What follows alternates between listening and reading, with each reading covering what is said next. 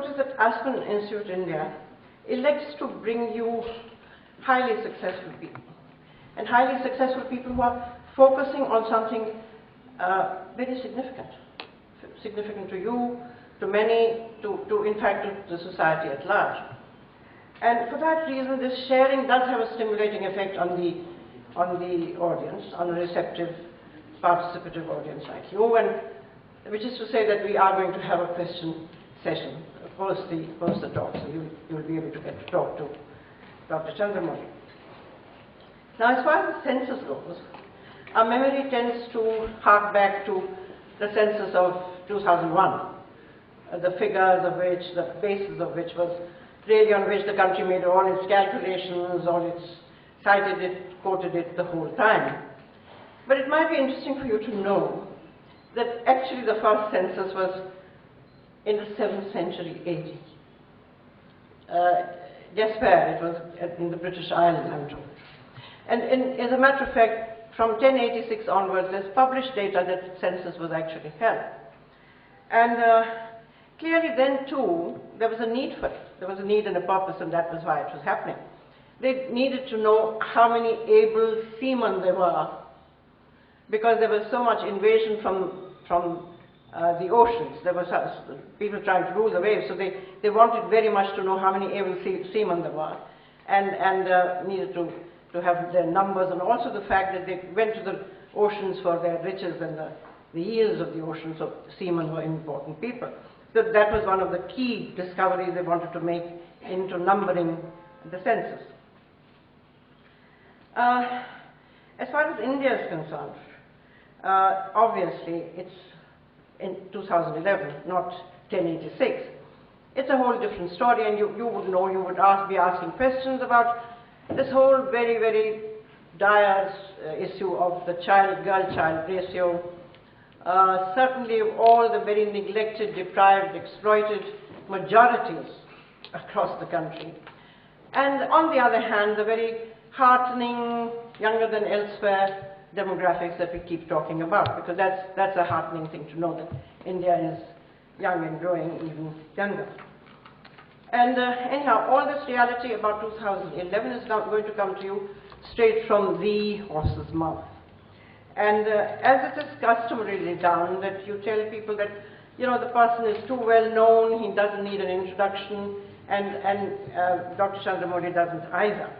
But his CV is so stellar that frankly I'm going to read every word of it.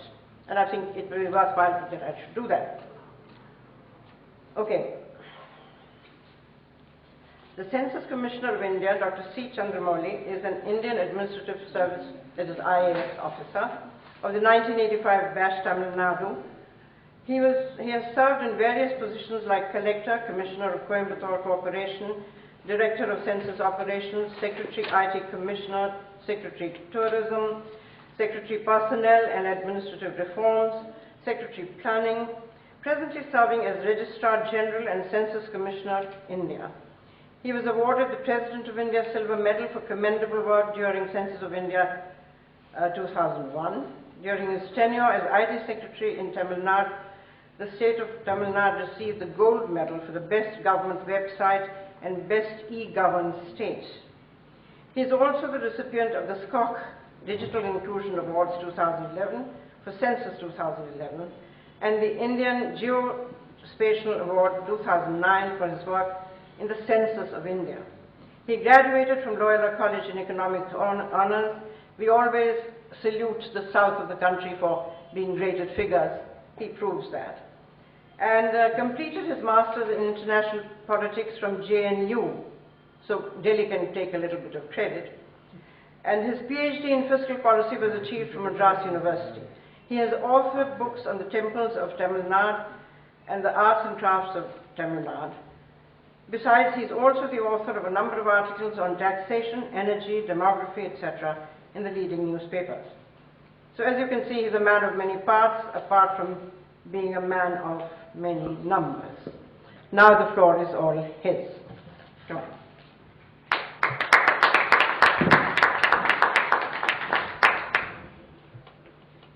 Thank you very much for that very kind introduction. It is indeed a pleasure to be here today. But before throwing numbers at you and taking you through a presentation as would normally be the case, I thought I could change the order of things a little bit. I'd first show you a little audio-visual clip, a movie for about 10 to 12 minutes, after which I will, of course, bore you with a little presentation to clarify issues which have not come out so well in the movie, after which we have the floor back to the moderator and we'll then interact on further issues. Now it is a very simple thing. It's often said that the census of India, which has a history of more than a century, is the largest administrative exercise in the country. It's acknowledged so by any country which has a tradition of doing censuses, and the thoroughness with which the Indian exercise is taken up, and the meticulousness with which the numbers are crunched, and the systems that have been in place to ensure that the results which are given are credible in a time-bound manner.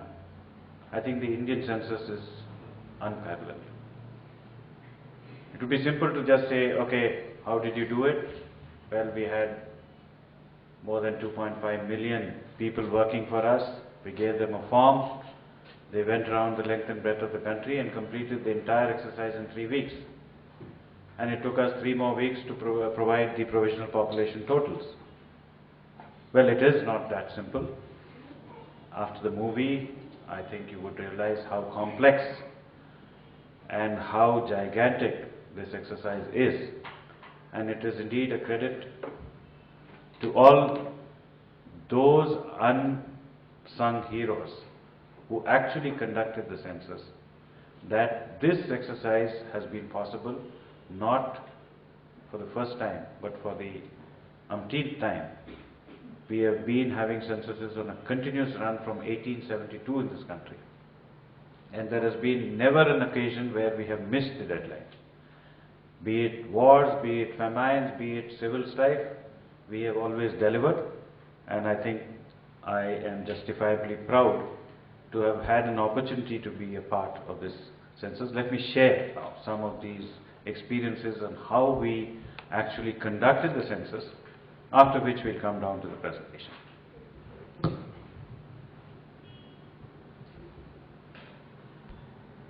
Can we have the lights off, please?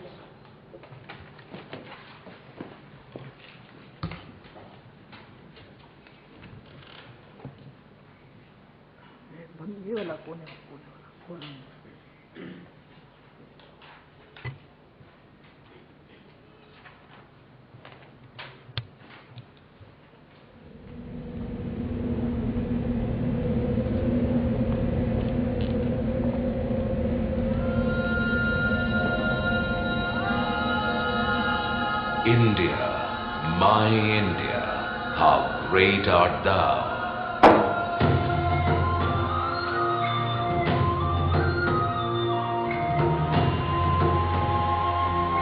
Vast enough to embrace us all, snow-capped Himalayas crown thee, oceans merge at thy feet.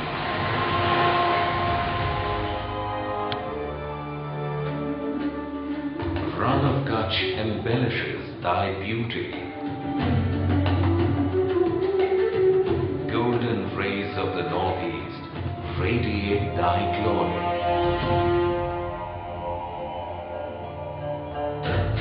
A vast and diverse nation art thou, land of more than 1 billion people, belonging to various cultures, living together in peace for millennia, many religions, many languages, many traditions.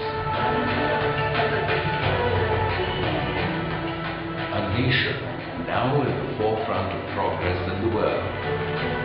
Seventh largest in area, second largest in population, the world's biggest democracy. A surging economy with its eyes on an ever brighter future. To help this nation know itself better, there is a mission undertaken every 10 years. A mission known as the Census of India. And this is the story of the Census of India 2011.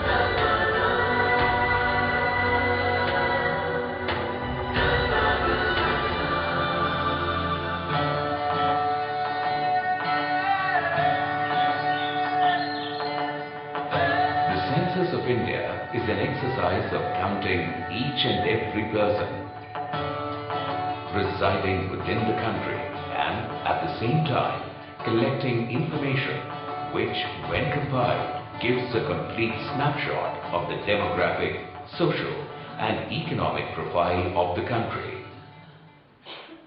The real heroes of the entire census exercise are the men and women who go house to house, knocking on every door, filling up the census forms for each and every person living in the country, the enumerators. A modern census was undertaken for the first time by the British Indian government in 1872. Even during the non-cooperation movement in 1921, Gandhiji supported the ongoing census exercise.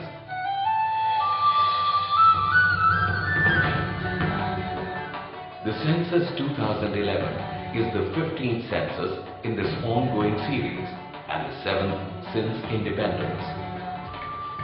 Counting such a massive population makes the Census of India one of the largest administrative exercises in the world. 2.7 million census functionaries covered more than 640,000 villages and about 8,000 towns. A gigantic exercise indeed. The Census of India is conducted in two phases. The first phase, known as the House Listing and Housing Census, lists all houses and collects information on the housing infrastructure in the country. It thus provides the framework for conducting the second phase, the actual count, called the population enumeration. The preparations for Census 2011 began about 4 years in advance, formulating the list of questions, testing them in the field, selecting appropriate technologies for data capture and data processing, consultation with data users, and updating the list of villages and towns. All had to be completed well before the field work. To ensure complete coverage without any omission or duplication, detailed and accurate maps of the area are critical. The Map Division of Census provided the latest boundary maps of all administrative units using GIS technology. Detailed ward-level digital maps were also prepared for 33 capital cities using satellite imagery. Proper training of enumerators is critical for quality data collection. To ensure a uniform quality of training, a 3-tier training cascade was created. Innovative training aids were prepared and used to explain the concept and the methodology involved. A special program, Census in School, was launched to sensitize the school students on census.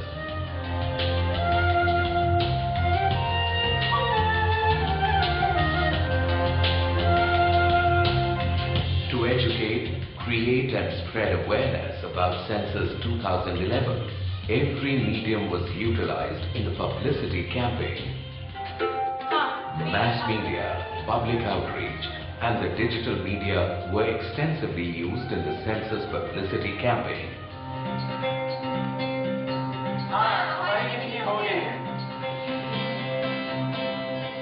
Special attention was given to rural areas for publicity by using local languages and folk music and dance.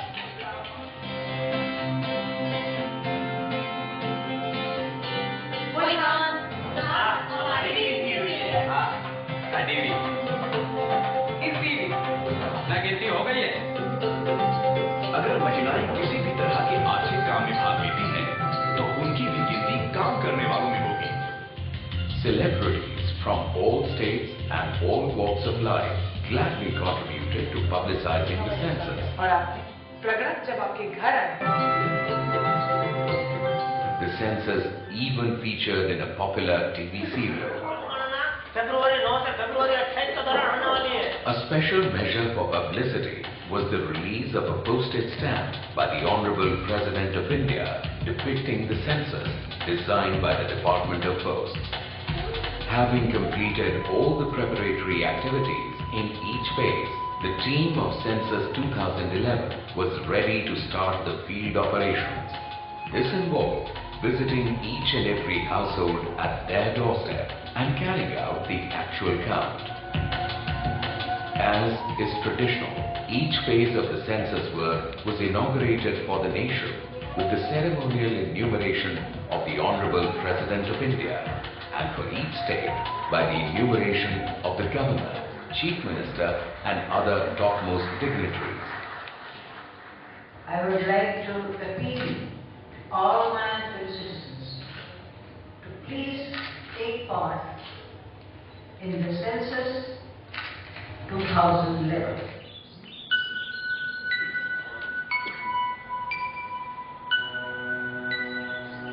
Difficult areas, snow-clad mountains,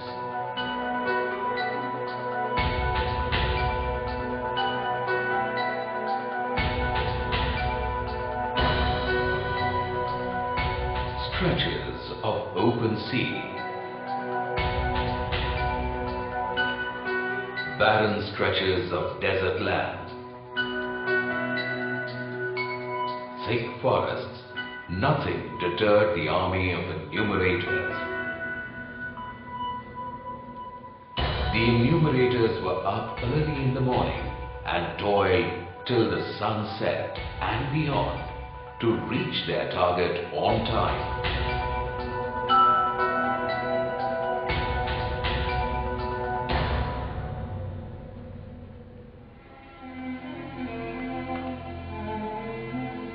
These are the eyes whose tears have run dry. They are abandoned and forgotten by their children, relatives and friends.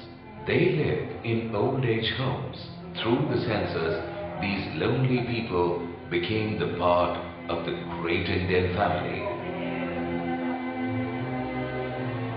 The leprosy-affected people are forsaken by all in leprosy hospice. The enumerators brought down the barriers, sat down and spoke with them. They too shed the inhibitions and reciprocated. Novelty of Census 2011 was that for the first time, the third gender had been enlisted as a separate category. The economic tasks done by women are often not reported. Now every economic activity they do is counted through the census. Minute details about women were collected, whether one works in the fields or factory, sells flowers, or even the little economic work they did at home was also counted. In different states, different measures were adopted to ensure complete coverage and inclusion of all segments of the population. do not hide the existence of persons with disabilities. During the census, count them in. The homeless too are a part of the count. Enumeration of the homeless was done on the last day of census on the 28th of February 2011. A revision round was conducted from 1st to 5th March 2011. This was to account for the births and deaths up to the census moment of 00 hours on the 1st of March 2011.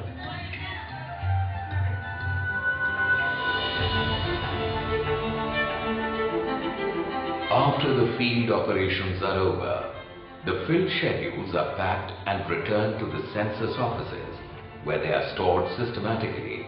The schedules are then scanned using high-speed duplex scanner and latest state-of-the-art intelligent character recognition software for converting information in the scanned responses to computer-readable format for data processing.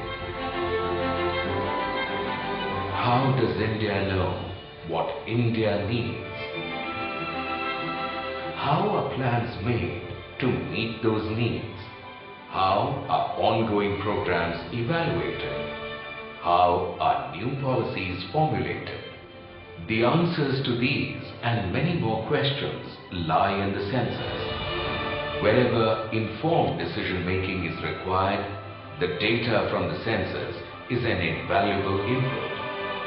Within 4 weeks of the completion of the census enumeration, the Census Commissioner India had announced the provisional population of the country as per Census 2011 to the nation on 31st March 2011. The miles have been traversed, the promises kept. Census of the people, by the people, and for the people of India. Truly a national task of spectacular magnitude.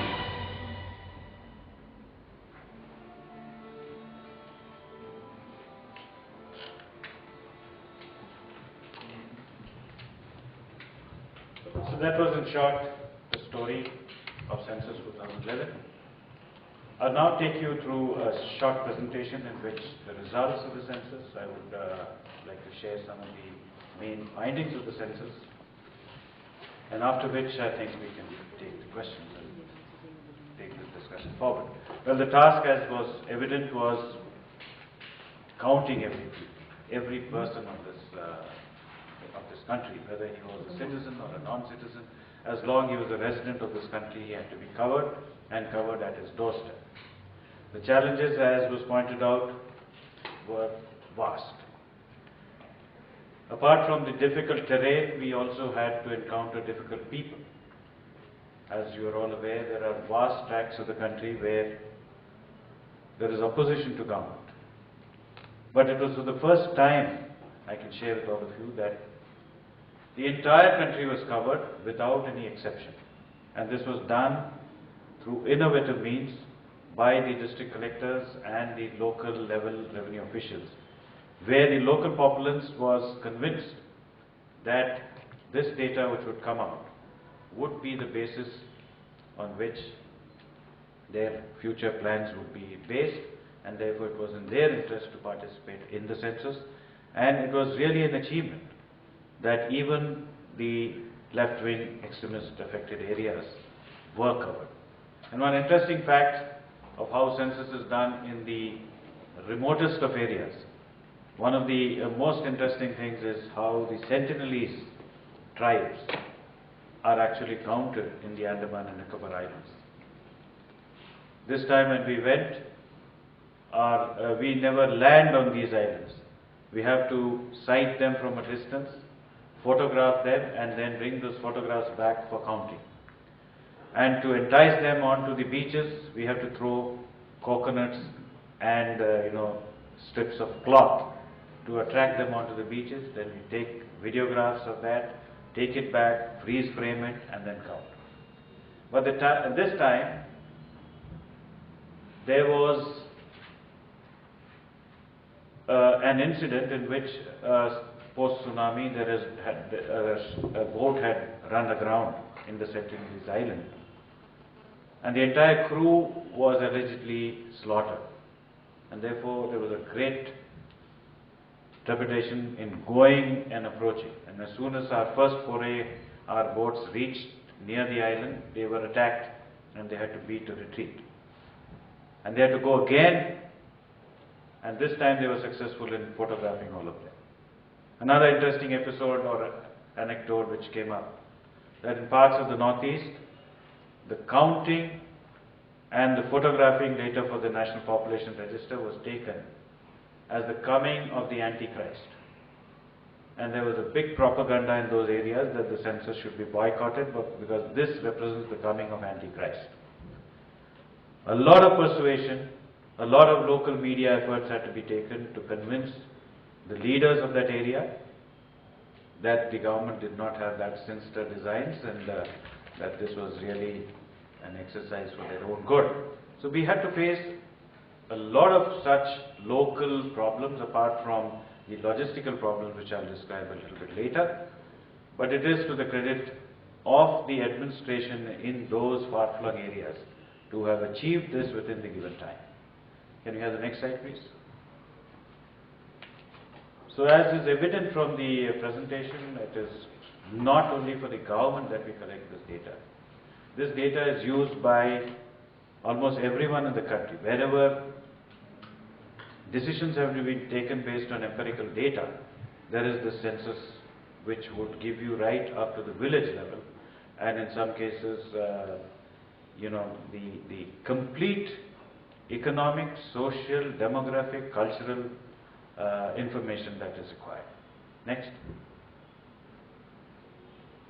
This helps us not only to review what has been going on in the time series which we have right from the pre-independence days up to the present. It helps us to review the trends, monitor the impact of present interventions, because very often this is the only source of information which allows you to compare what you've done in the last 10 years. How is literacy? How has the amenities situation? The electricity, the kacha houses, pakka houses, all this information comes from the census. And of course, it's the basis for the future interventions, apart from being the basis for the delimitation of constituencies, both at the Parliament, Assembly, as well as the local body elections. Next, please. So what were my particular objectives were the following: coverage, quality, cost and time. First one was to ensure that every person was covered and covered without any duplication. So we took up a number of exercises in the pre-census period to ensure that every bit of the country was mapped. We have maps right to the level of 125 households. That is the level of granularity to which we went, where we had used all the available technology to first get the maps of the large administrative boundaries, then went down to the local habitations and got a complete coverage done in the pre-census period. To improve the quality, there were a number of measures which were taken, which primarily involved a lot of training, because without proper training, and this has to be done in 18 languages. It's not a simple thing to just make out a simple instruction manual in English and then circulate it across the country. We have to prepare these instruction manuals in 18 different languages, make the the tutorials and the trainers' guides and other manuals also in these 18 languages, deliver it right down to the level of the village, and ensure that the enumerators understand what questions have to be asked. Because ultimately, if he has understood wrongly, the quality of data which would come in would be severely impacted. Cost. This exercise does cost money, but our effort was to get the maximum return for the money which was being spent. And as I would later on cover, it was not only an effective census, but it was also a very cost-effective census when compared to similar exercises in different parts of the world. And finally, the time. The bane of our statistical systems have been that the data reaches the user far beyond its time. So the effort has been this time to get the results out within the minimum period of time, and therefore we have employed technology wherever required to ensure that the numbers are processed and given out within the shortest period of time. What used to take about 4 to 5 years to reach the user, our attempt is to bring it out within 2 years, the entire exercise, and we have already run out of 1 year of that 2-year period, and we hope to bring out the first set of results by the end of this month, and after that a series of such results will be released throughout 2012, and we hope to complete the entire exercise by 2012 end. Next. This gives you an idea of what it cost. The total cost, the total budget given to us was about 2,200 crores of rupees, which works out to a per capita cost of just 18 rupees, compared to about probably $18 or more than 100. I mean, different countries have different. If you take Oman, it's a very costly, technology-intensive census that they do. But compared to anywhere in the world, this is probably the cheapest census, most cost-effective census that is conducted. A mind-boggling figure of 27 lakh functionaries took part in the census. This 2.7 million people probably do not constitute the population of many of the smaller countries of the world. And these were the persons who went around collecting the numbers. The languages, as I mentioned, in which the forms were canvassed were 16, and the languages in which the training manuals were prepared were 18. The schedules printed, the forms printed was about 3.4 crores, and the training manuals alone 54 crores, which meant about 12,000 tons of paper had to be utilized for this entire purpose. Next, please. This is just a glimpse of what we did for mapping. We used satellite imagery to produce maps of the capital cities, which shows up to the household level. Next. So these are the maps which we used. Next. The printing had to be done within 3 months. So the logistics of procuring 12,000 tons of paper, getting them printed in the state-of-art print shops across the country, getting them dispatched across the country to more than, next please, more than 20,000 locations. So this logistics exercise was completely done with the help of the India Post, where every taluk or every tehsil had to get the right number of forms in the right language. There would be a tehsil which would use Tamil forms, Telugu forms, Urdu forms and English forms.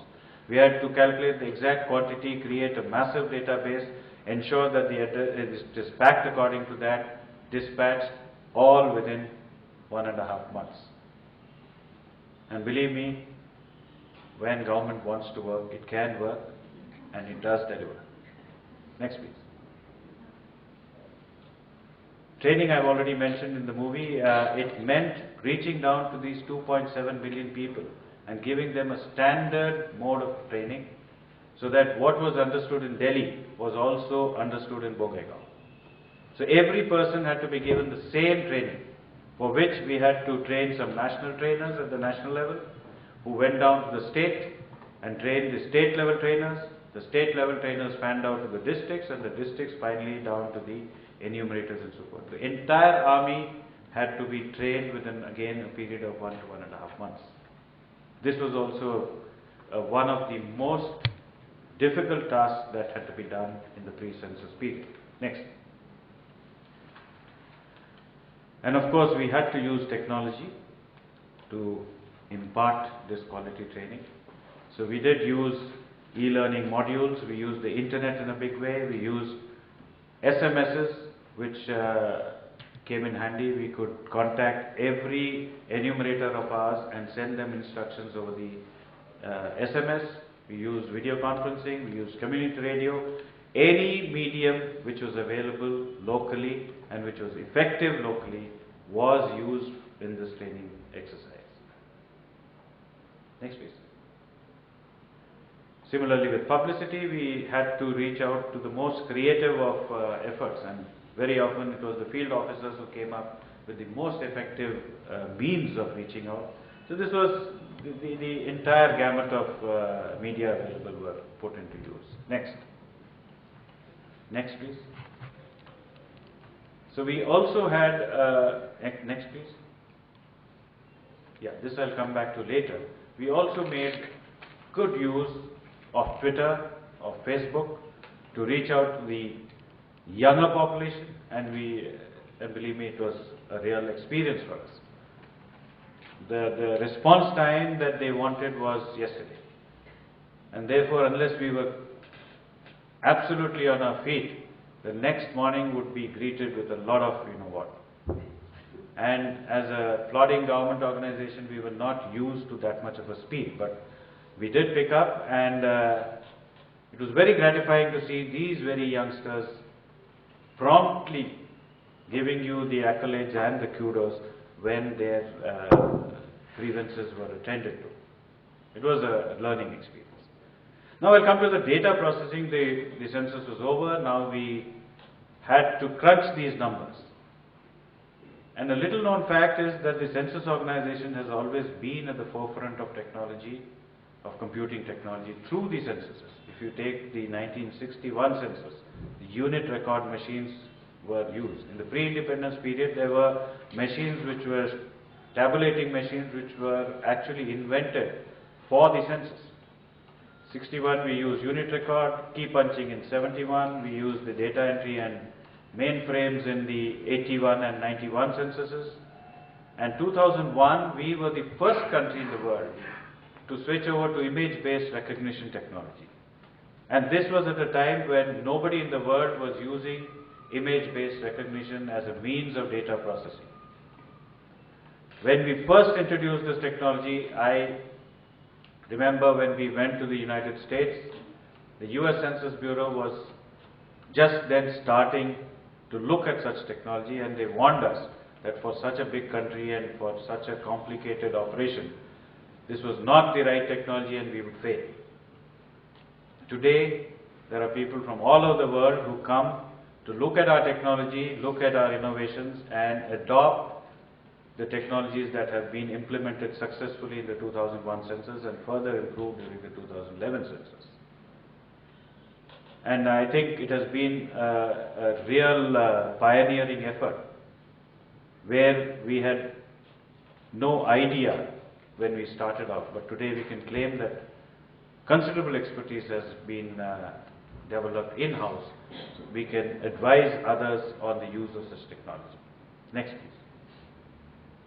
So what it has really done is brought down the costs, one, and secondly, what used to take about 5 to 6 years and about 30,000 people working for 5 to 6 years has been reduced to just about 2,000 people working and producing the results in 2 years. So this has been the contribution of technology in modernizing our census processes or statistical systems. To just give you a short presentation on the main trends that have come out in our census of 2011. Well, we crossed the billion mark way back in 2001, but this time we have touched 121 or 1,210 million or 1.2 billion, of which males constitute about 624 million and females about 586 million. If you look at the bottom of the slide, you would see that the population of India is almost equal to the combined population of USA, Indonesia, Brazil, Pakistan, Bangladesh and Japan put together. Next please. These are the 9 most populous countries in the world. Of course, China is the only country which is ahead of us, and we have the dubious distinction of being in a hot race to catch up with them and even overtake them probably in the next few decades. But the good news is, next please. Next please. Next. The good news is that for the very first time, there has been a significant dip in the rate at which the population is growing.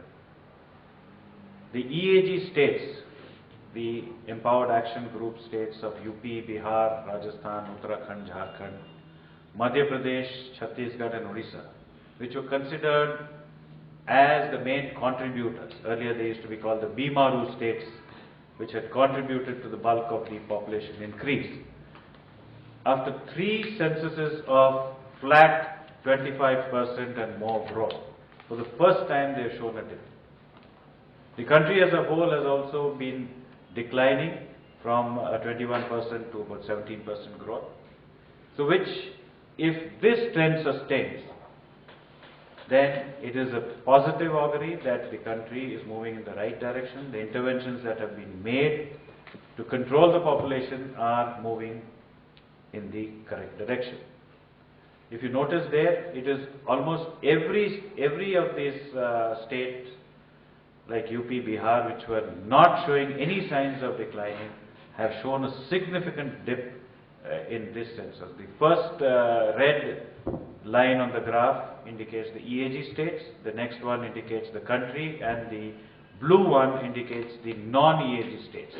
Here I would like to draw your attention that the blue line has started declining from 81 onwards. Right from 1981, the rest of the states have been on a declining trend. But the red line, these states had shown a consistent rise of almost 25% year on year, decade on decade. Those states have started declining, and which is a very positive sign for the demographics of this country. Next please. If we take the gender composition, the overall sex ratio at the national level has also increased. It has gone up from by 7 points to 940, which means out of every 1,000 males in this country, there are 940 females. Now this has been brought about because the female population has grown faster than the male population. But is that a very positive sign? I would say it is a mixed sign. What it indicates is that females are living longer and males are dying faster. Not necessarily a very good sign, but when you take the other indicators which are present, it has been a good indication that the position of women in this country is improving. When you take the literacy parameters, I think there is a good story over there. So the overall sex ratio in the country has gone up since 2001. But next, the child sex ratio. This is the most distressing part of the story. The 0 to 6 population, the child sex ratio or the juvenile sex ratio has gone very much against the girl child. The child sex ratio of 914 girls to 1,000 boys is the lowest ever recorded in the history of this country, and it is a wake-up call for all sections of society, government and non-government, to really do something about this. Next please. Now this shows you very graphically what is happening. Right from 1961, it is not that it is only the last census that this has been an alarming trend. Right from 1961, if you see the trend, it has been on the decline. But in this graph also has a small story to tell, that it was probably because of the alarm raised during the 2001 census and the interventions made by a few states who had at that time figured at the bottom of the list as the worst offenders in juvenile sex ratio. If you see from 2001 to 2011, instead of a sheer drop which would have taken the child sex ratio much below the present level, there is a slight tapering off, which means certain states like Punjab, like Tamil Nadu, which were really bad in the last census, did try to do something, and with that, the graph has really not plummeted but tapered off a little bit. So the story here is, if we wake up even now, if the interventions are made, there is hope that the situation can be rectified, though not dramatically, but surely and significantly we can do something if the signs are heeded to and the states put their acts together to ensure that the sex determination, which is rampant now not only in urban areas but also has spread across the country to rural areas, this is put, a halt is made, and many more interventions to make the lot of the girl child better. Next. This is again, the literacy rates are a positive of the census 2011. The literacy rate has gone up from 64.8% to about 74% this time. But what is more interesting is that the gap between the male and female literacy rates, which was widening, has now narrowed. It's narrowed by almost 16.6 percentage points in 2011 compared to the previous census, which means more and more girls, once they survive, are getting educated, they are becoming literate, and that would itself have an impact on their life and on the way they conduct their life in future. So this is a positive side. Next. Well, this is just some of the other. This entire data is available now on our website. You don't have to really go and queue up to buy these reports any longer. It is available on our website for you to download. Next. We are also active on the Facebook and the Twitter. Next. And we are we have a following of almost 26,000 people as on date. Next. We have quite a few prominent personalities who post on our Facebook page. Next. Next.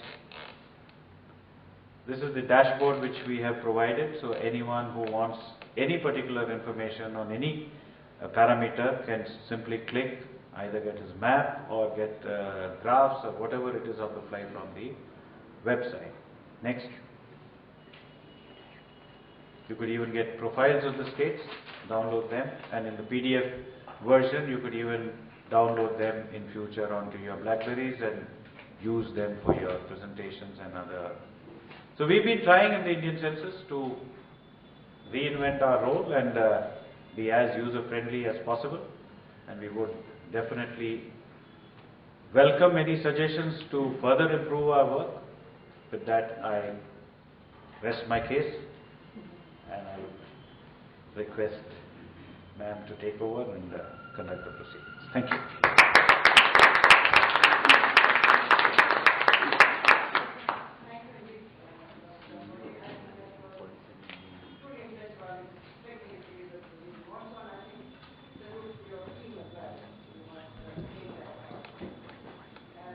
Mike.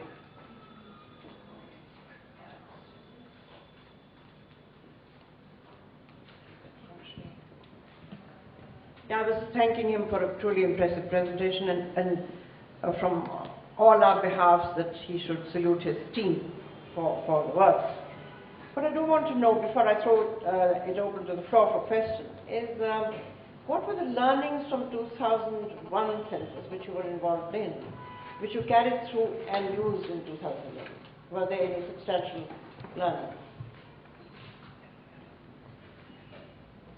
As I mentioned, there are learnings from every census, but the main learning which I got was basically reach out to those sections which get left out of the census, and these were the poor, the marginalized, women and little children.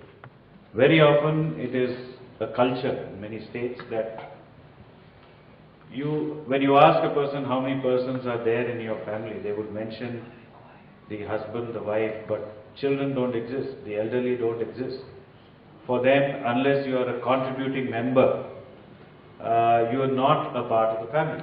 So this was one, reach out, and therefore our ad campaigns reached out to the disabled, reached out that there is need for the elderly to be counted, there is need for the children, the girl child especially, to be counted. So this was a big plank for our entire strategy.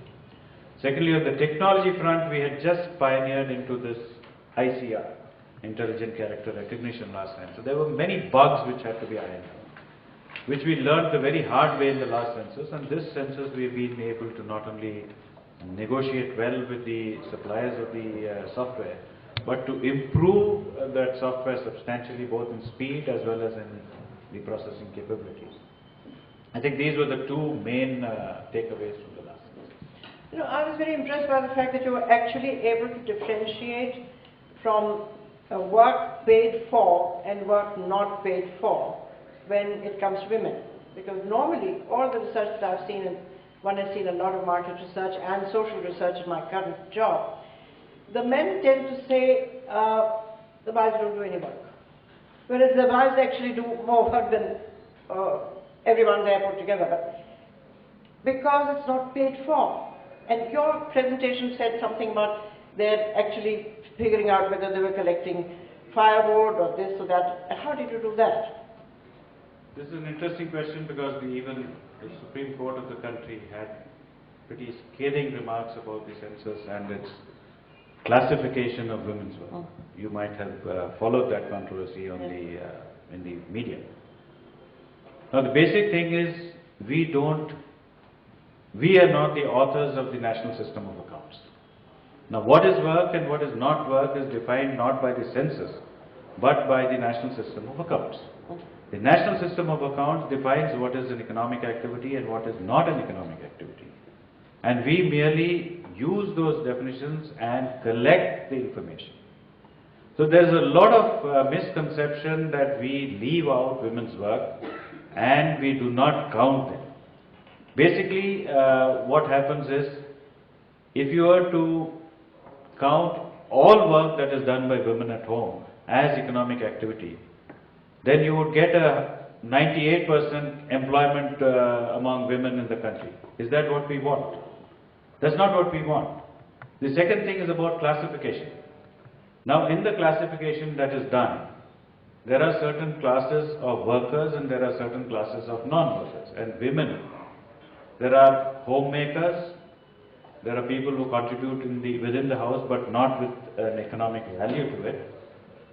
And there are different categories in which non-workers are also, there's a category of thieves or beggars. So immediately there was a big furore saying that you have equated women who do not work with beggars and commercial sex workers, and there was a big hoo-ha about it. I would like to make this distinction that they are all treated as non-workers. But there are different categories of non-workers. Doesn't mean that a woman who's at home producing and consuming within the family has been equated with a beggar. That distinction, I think, has to be kept while talking about women's work. But coming to your question directly, I think it was realized that women's work is not being captured properly in the census, and therefore a lot of illustrations were given in our instruction manual, and there was a special gender module. Hundreds of villages reported not a single woman worker. So we picked up those villages from the 2001 census and had a special drive in those. Isn't there a teacher in this village? Isn't there a Anganwadi worker in this village? Don't you help in the field? How can you not have a single woman worker in this village? So these campaigns were carried out in gender critical districts, and we had a whole host of NGOs who came on board, went about spreading the message that women's work is important and it has to be captured during the census. So a lot of efforts were taken which involved NGOs, the district administration, the local groups which were active in this field. So the emphasis was on capturing this women's work more accurately. Another question which I feel has got some significance before you get on to the next census is that shouldn't it be a way of found to brief the estranged states in the country, who in fact objected at Antichrist and all of that, to use the briefing thing as an exercise in inclusion, as it were, to explain to them what the significance of this census is going to be, why we are asking for your numbers, that it's also very positive and inclusive, rather than something fearful because, you know, it's strangers coming into your home and asking you questions. Well, this has been always a problem in every census. In earlier days, it used to be called the eccentricities of an idle sarkar. Like if people went about, the sarkar has nothing to do, so it keeps counting people. Sometimes they said they were trying to count the able-bodied men, as you mentioned, for recruitment in the army. Sometimes they said they were counting where the young girls were so that they could be shipped out to the people, to the armies which were at war. So every census has its own, you know, stories to tell, and these are very interesting anecdotes, and this census had this Antichrist story. But the fact is that census is not something, you know, a very glamorous kind of an exercise which excites a lot of people. Elections do. But the census doesn't unless the results are out. And when people lose their constituencies, they're the first ones to yell that, you know, the census theek nahi hua. It was not done properly. You didn't count so and so. So we asked them, what were you doing when the census was going on? What happened to all those call centers we set up for receiving your complaints? What happened to the Facebook and Twitter? You never went on that. You never made a complaint. But when it all got over, you were the first ones to come and pounce on us that, you know, it was not done properly. So I think you're right, we need to take up a much bigger campaign to sensitize people on the importance of these numbers and how it shapes their future. And unless there is this ownership that it is a people's exercise which has to be, but I suppose it's the same all over the world. The responses in the more developed countries is much worse than us. They get about 30% response rate or something. So I think we learn, we take this as a feedback for the next census that more sensitization has to be done. What was your, what was the state's performance, the different states and their performance in terms of handling it efficiently, doing it right and so on? I'm sure that there was distinct difference between the various states.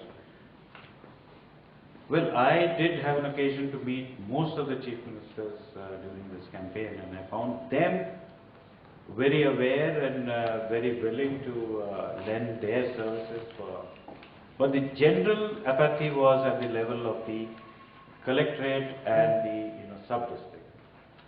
And I won't blame them because there are so many campaigns going on one after the other.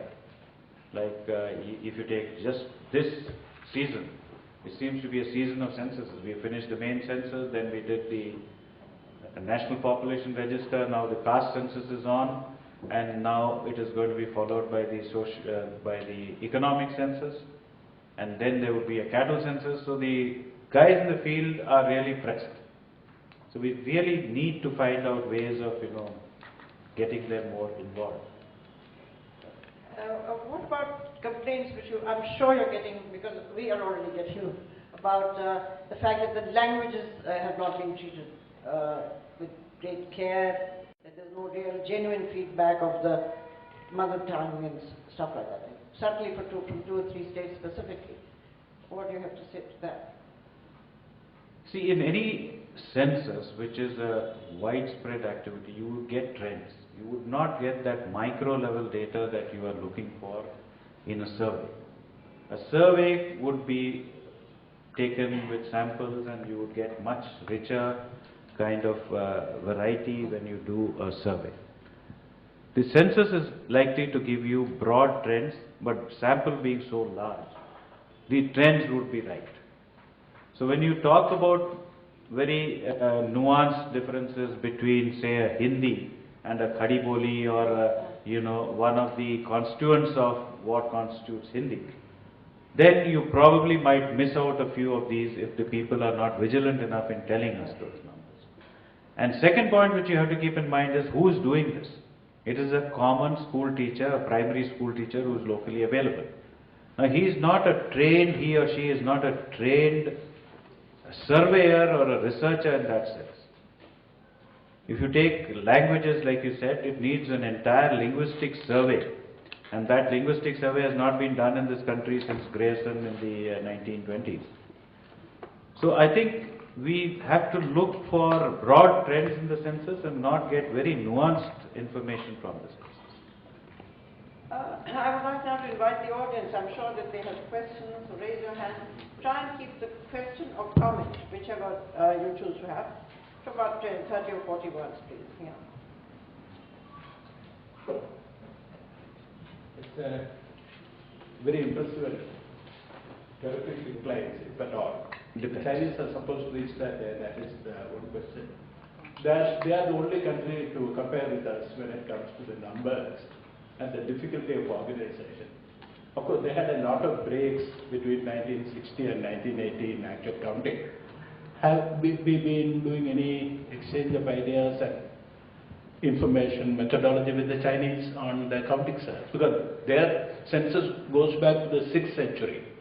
Even the Tang dynasty had done a count of 59 million, so many, in around 600. Do we do any kind of exchange of ideas? These are the two questions I asked. Yeah, we did visit China and we did talk to the Chinese, but we didn't get much of a response. All we knew was that they employ about 6 million people. We said 2.7, so they had to say 6. And that they count better than us, but I don't know, because what comes out is not very transparent, and so we don't know what are the true figures which are brought out. The second difference is that they do a lot of cross-checking and validation with existing records which are not there in India. They have a population register. If you have to enter a particular urban area, then you have to register. So they have a lot of cross-checks. So they don't really have to do a census to get their numbers, because they have a lot of regimentation and regulation which gives them the numbers from other administrative records. Whereas in India there is nothing unless the National Population Register takes shape. So we go blindfold with every census. We only have the past trends.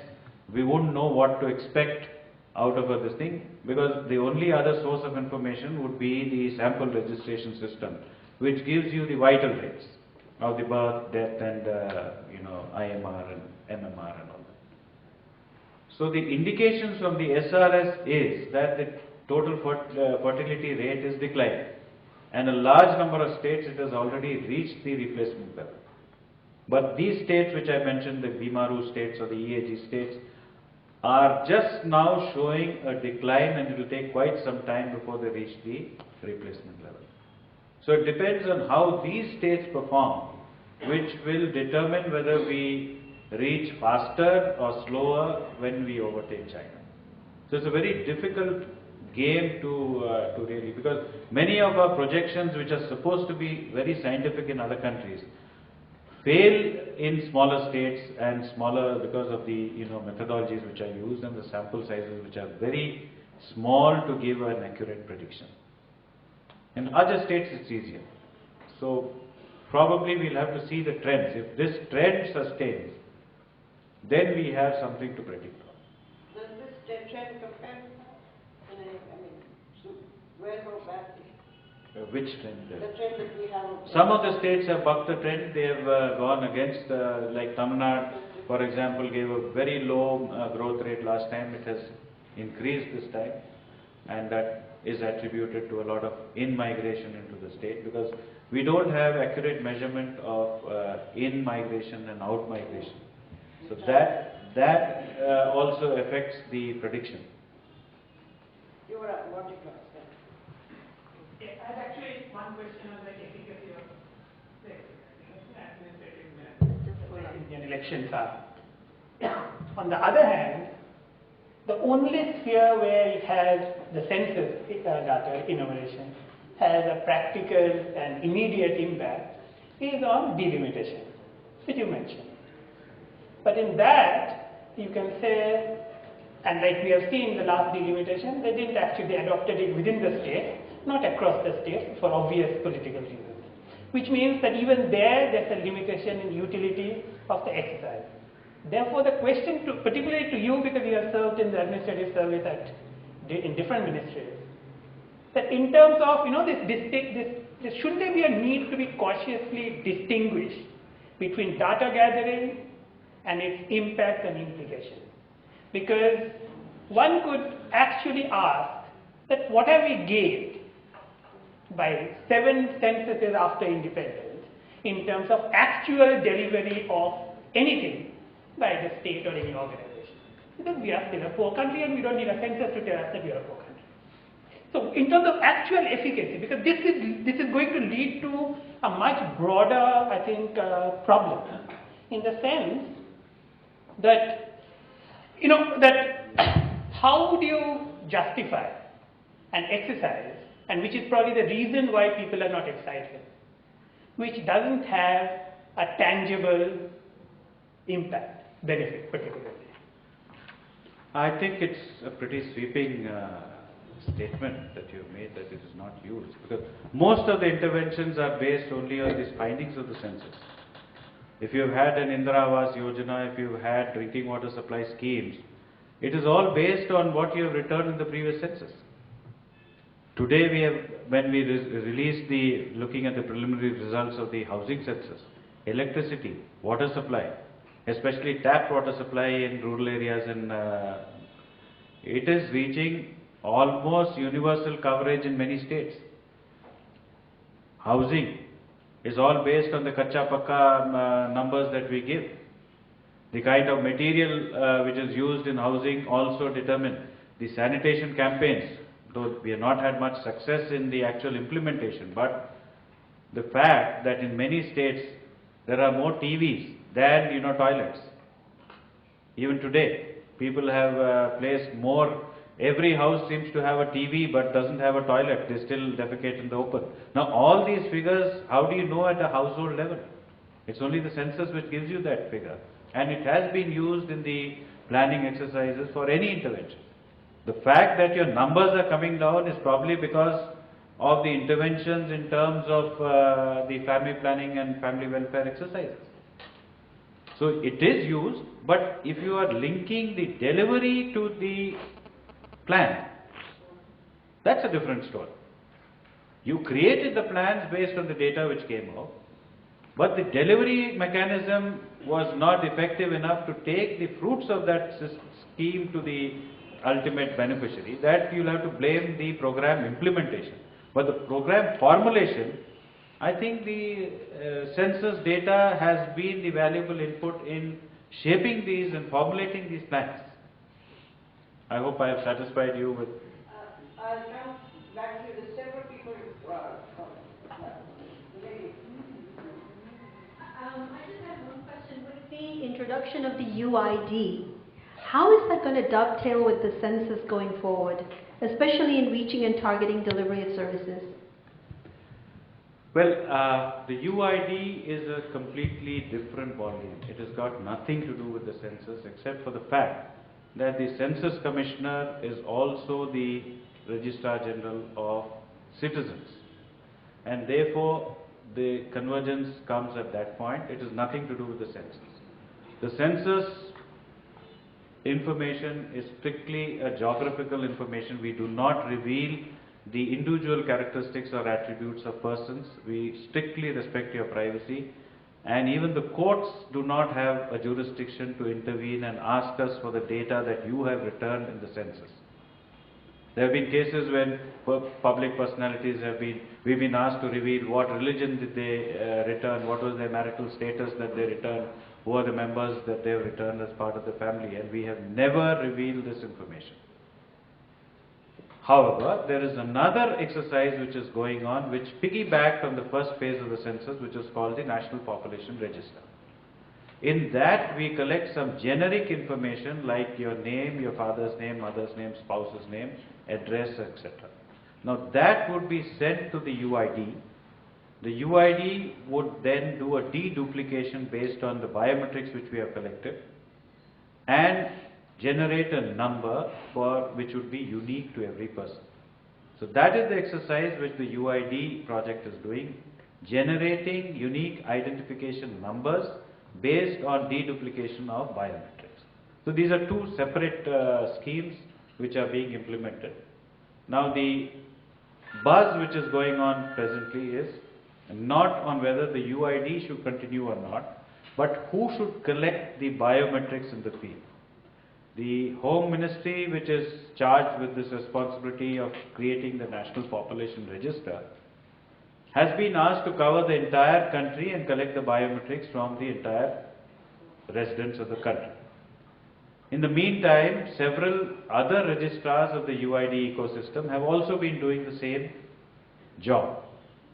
So the concerns raised by our ministry is that there should not be a duplication, and therefore only one agency should be tasked with the job of collecting these biometrics. But ultimately it would all flow into the UID, and UID numbers would be generated, and it would serve the same purpose. The question is, who is to collect the biometrics? Should the residents of the country be asked to come to several registrars? Your bank might say, I'll close down your bank account tomorrow if you don't have a UID. You would go there and then register with the bank. Your gas company might say that, I cut off your gas supply if you do.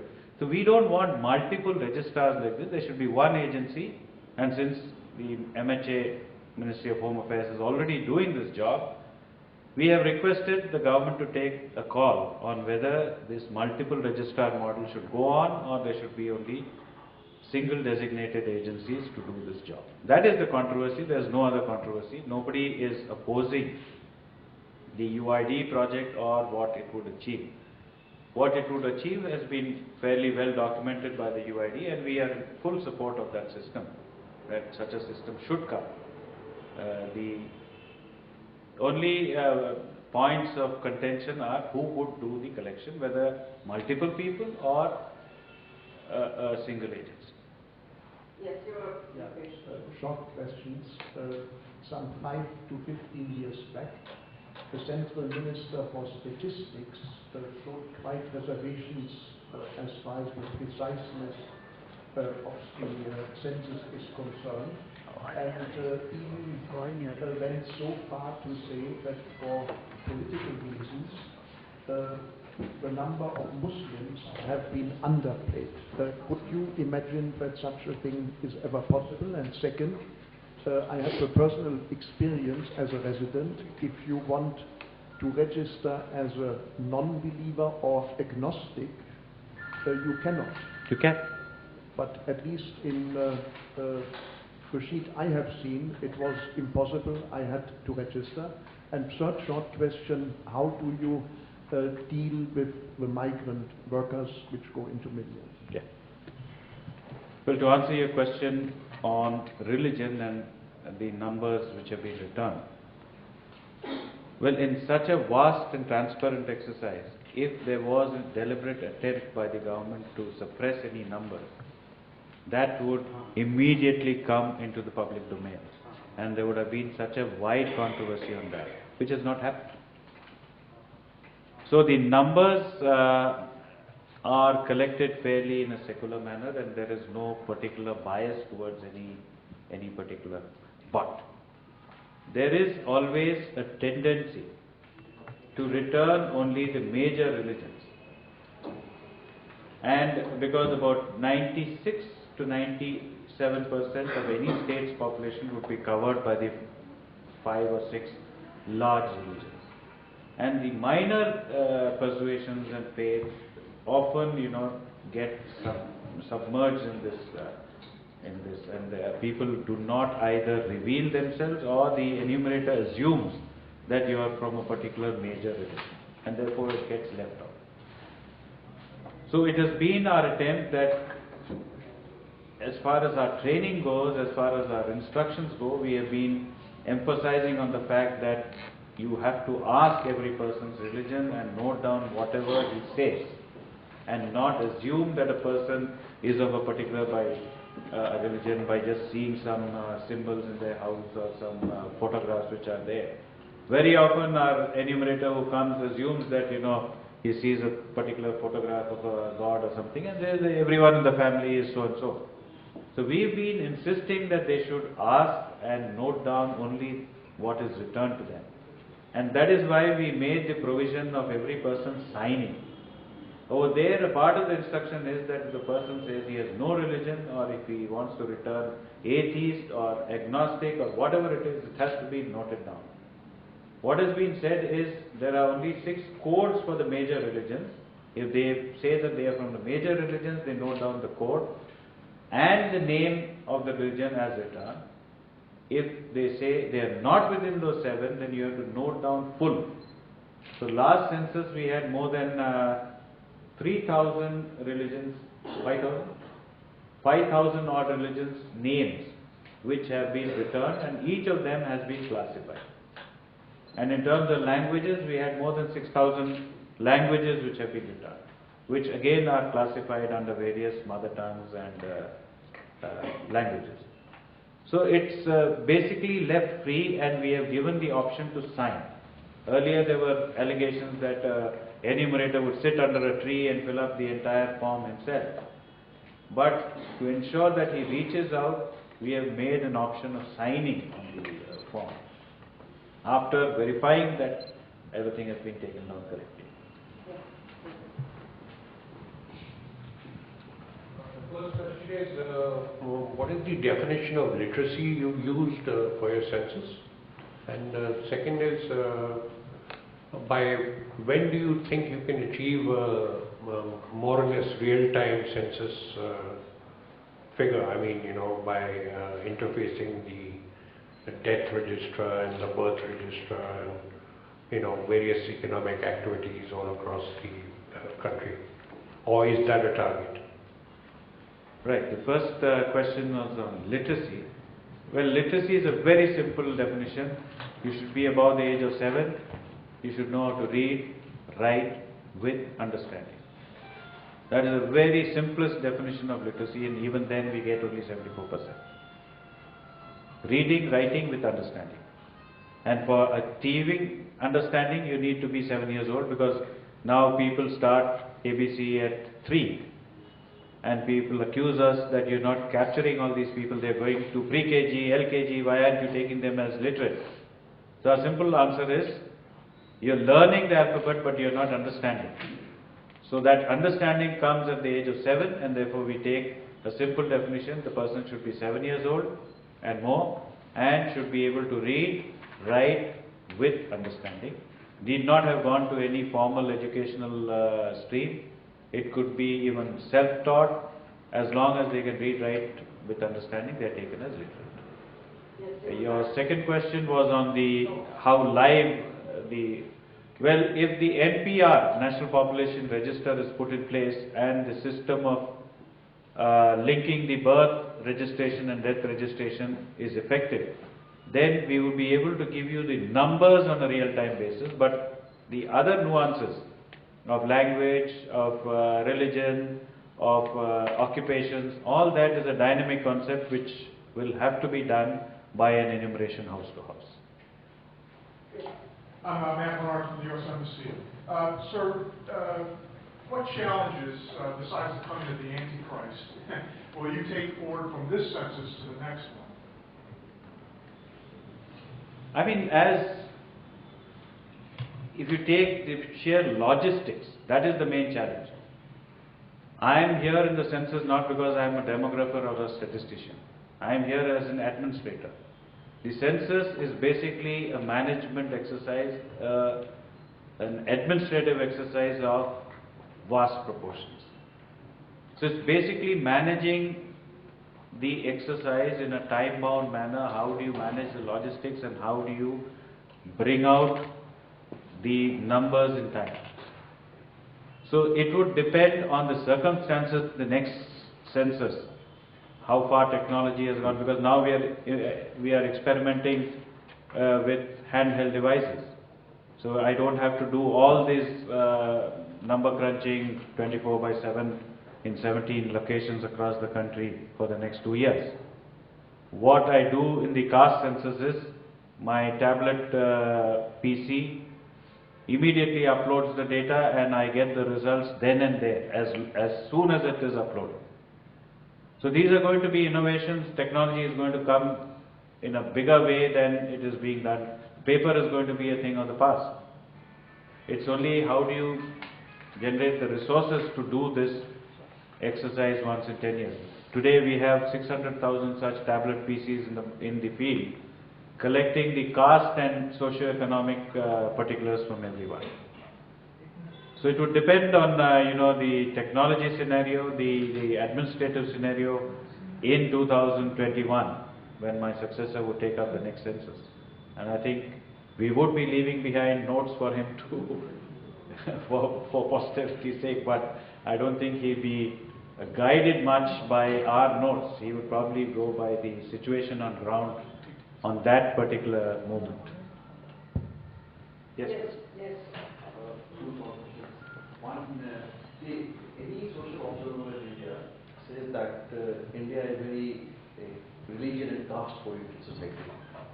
You have covered religion in the last census. Why did you not include caste? If it was a political decision, I drop the question. But if it was a professional... It wasn't a political decision, it was a purely professional decision. If you have been an observer of Indian society, caste is a very emotive issue, number one. So any emotive issue in the census is avoided. Anything... Religion is not? Excuse me? Religion is not? Religion is not, it is accepted. But in caste, since there are political connotations and there are reservations and so many other things, there is a tendency to boost numbers so that they could become politically more dominant. So what would have happened, and this has been the written observation of a large number of census commissioners right from pre-independence days, that the caste returns even in the pre-independence days was so faulty that it could not be accepted. So our fear was that every small caste, in a bid to boost its numbers, would slowly bulge its numbers to such an extent that our entire census figures would have been thrown into the dustbin. Suppose I had returned a figure of 101.4 billion instead of 1.2 billion, you would, because there is no verification done in the census. A teacher comes to your house, asks you, you return this thing, he takes it out. There is no verification. So if we had no numbers to go by also, if we had a baseline number and then we could see where the boosting is going on or where the false returns are coming, we would have still ventured. But our plea to the government was, let it be done as a separate exercise, not as a part of the main demographic census. This is one of the few things which are done very well in the country, and we don't want it vitiated by emotive issues like this. And therefore, much against a lot of opposition, we managed to convince not only the government but also the persons who were opposing asking for the introduction. But nevertheless, a caste census is on, as you mentioned. As a separate exercise. Today I have the numbers. Today I have the numbers in every village. And if there is a boosting of these numbers, I have a means of checking that there is a boosting in that village. I have 500 people recorded in the census, and if I suddenly have 2,000 people being reported from that village, I know that there is something wrong, I can go and check, which I did not have the luxury if I had gone in blindfold and then just taken the numbers as they come. So it was a very reasoned and professional decision which was taken, argued out not only in one meeting but extended over a period of extensive and empowered group of ministers sat on it, 3 cabinet meetings were taken, and finally it was decided that it would be best to do the caste census as a separate exercise, and which is going on quite successfully today in the field. Today we are able to get on this tablet PCs the numbers, the caste, everything right online. And these numbers are fairly robust, they tally with our numbers which we have just netted in the census of 2011. My second question is about the economic status of people. Why is it that we still have to depend on surrogates like SEC, education and occupation of people, rather than having a direct measure of it. Again, is the same. Anyone who's asked a question on his income would definitely not give me the right income. And therefore surrogates have to be used, because it's a total, the measure would be completely out if, nobody is willing to reveal their true income or economic status. They would underplay that. And therefore it's been a policy in the census not to take such issues, but to take issues which are directly verifiable. What is the material of your wall, what is the material of your roof? I don't even ask whether you live in a kacha house or a pakka house, or your housing condition is dilapidated or what. I go by what material is your roof made of, what is the quality of your roof, do you have electricity, do you have the following assets, and this gives you a proxy of the living conditions of that country.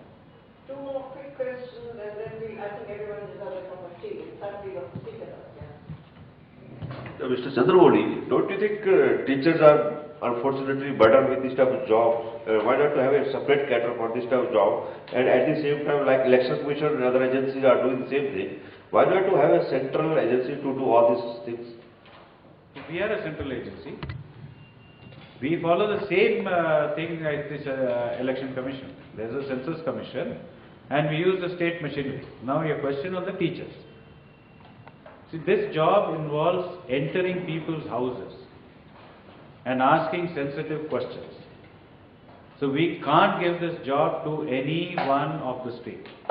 Many suggestions come, why don't you give it to so-and-so NGOs, why don't you give it to unemployed youth? But would you allow such a person who has not had his antecedents checked to enter your house?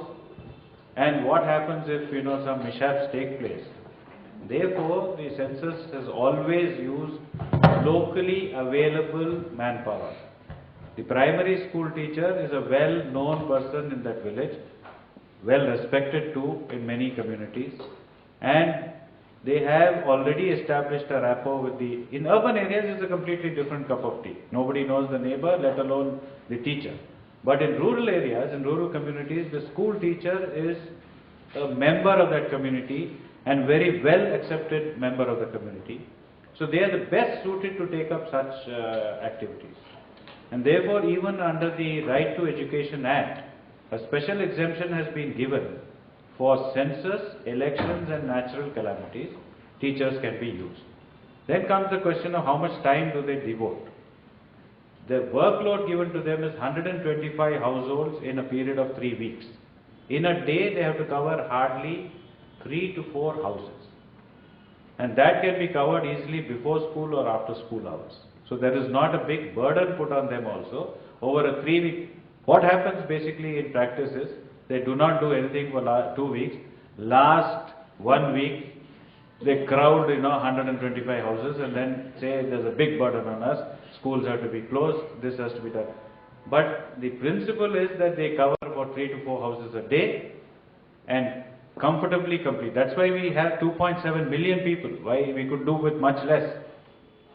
And the burden has been calculated and we have made sure that it does not affect the school timings of school. But it is made out because they do not carry out their job in time. That is the reason. The last question.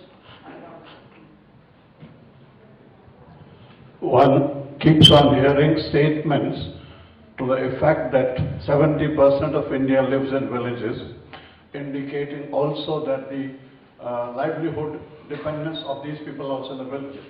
So the question is, where do you place crores of people whose families are in villages, but who comes to cities like Delhi and Ludhiana and earn here?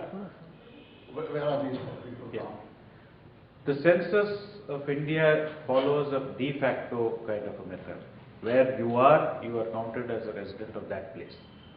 So if you are from UP earning a livelihood in Delhi, you will be counted as a resident of Delhi and you will be counted among the population of Delhi. So where you are found on the reference date, which is the 1st of March of 2011, the population is counted there. So the rural, any person found in a rural area would be counted amongst the rural population. person found in an urban area would be counted as a... No, I understand, but this would mean that to say that 70% are getting their livelihood from relative is not correct. No, that is calculated from your migration questions which we ask. Is this your place of birth or is this your place of last residence? What was your place of last residence? How long have you been in this place where you are being enumerated? So from those tables you come across, this guy was actually not born in this place but in a rural area. So he has migrated to this place. So those guys are called place of birth migrants. The other category is place of last residence migrants. So we also capture how long you have been in a particular place before the census. So these both give you some indication of the migratory trends. I have to say that I have to very especially congratulate you, Dr. Chandramouli, not only for the humongous job you have done, but with the patience and the accuracy with which you have answered every question. It's not been my experience with other speakers. I congratulate you. Thanks very much.